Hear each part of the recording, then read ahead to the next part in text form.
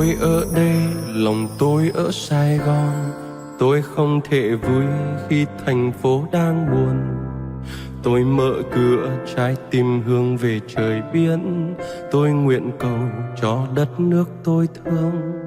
Sài Gòn ơi, đường phố vắng không người.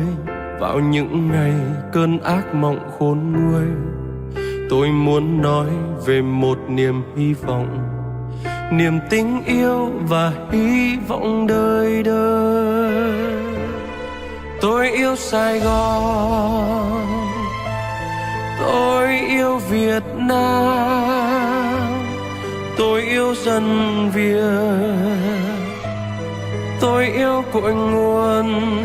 Tôi mong thấy niềm tin trên đất Việt. Hãy kêu cầu đấng tạo hóa yêu thương.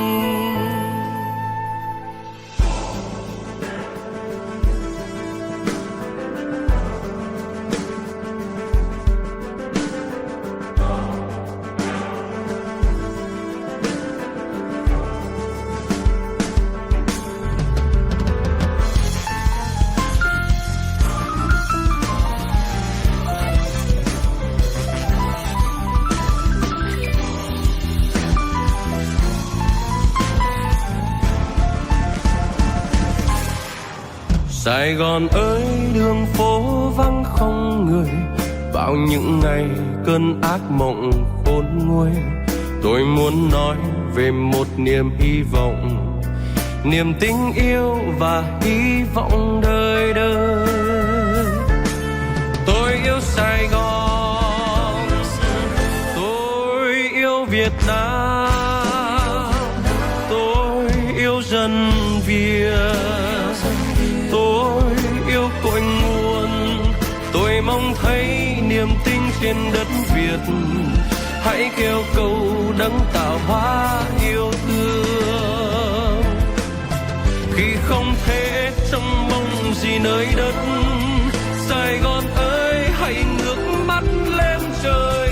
Dù cơn bão làm tan hoang thành phố, còn chút tình viện xưa xa xôi. Tôi yêu Sài Gòn, tôi yêu Việt Nam, tôi yêu dân Việt, tôi yêu cội nguồn.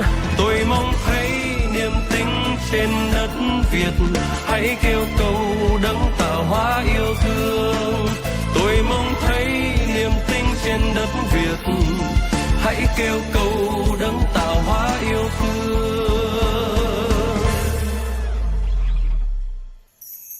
Tôi ngồi đây, lòng tôi ở Sài Gòn. Tôi nguyện cầu cho đất nước đau thương. Tôi hy vọng thấy một ngày nào đó người lại đi chật chội những con đường.